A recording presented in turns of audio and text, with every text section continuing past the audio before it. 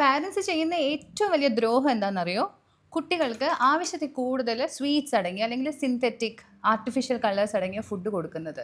ഞങ്ങൾ ഇത് ഏറ്റവും കൂടുതലും ഫേസ് ചെയ്യുന്നത് ലഞ്ച് ടൈമിലും സ്നാക്സ് ടൈമിലും കുട്ടികളുടെ ബോക്സ് തുറക്കുന്ന സമയത്ത് അതിനകത്ത് ഒന്നുകിൽ റെസ്റ്റോറൻറ്റിൽ നിന്ന് വാങ്ങിച്ച തലേന്നത്തെ സാധനം ചൂടാക്കി കൊടുത്തയച്ചതായിരിക്കും. അതല്ല എങ്കിൽ ബേക്കറിയിൽ നിന്ന് വാങ്ങിച്ച സാധനങ്ങളായിരിക്കും കൊടുത്തയക്കുന്നത്.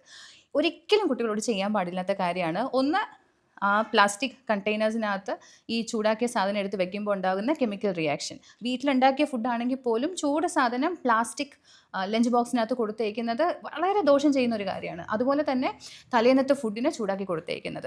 രാവിലെ കുട്ടികൾക്ക് വേണ്ടിയിട്ട് വളരെ സ്നേഹത്തോടെ വളരെ ഹെൽത്തി ആയിട്ടുള്ള സാധനങ്ങൾ കൊടുത്തയക്കുവാണ് എങ്കിൽ ടീച്ചേഴ്സ് അല്ലെങ്കിൽ സ്കൂളിലുള്ള സപ്പോർട്ടിംഗ് സ്റ്റാഫ്സ് കുട്ടികളെ കൊണ്ട് അത് കഴിപ്പിക്കും. അപ്പോൾ കൂടെയുള്ള കുട്ടികൾ കഴിക്കുമ്പോൾ സ്വാഭാവികമായിട്ടും അവർക്ക് കഴിക്കണം എന്നുള്ളൊരു ഇൻട്രസ്റ്റ് ഉണ്ടാവും. ഹെൽത്തി ഹാബിറ്റ്സിനെ കുറിച്ചിട്ടൊക്കെ സംസാരിച്ചും പാട്ടുപാടിയും അവർ ഒരുമിച്ചിരുന്ന് ആഹാരം കഴിക്കും.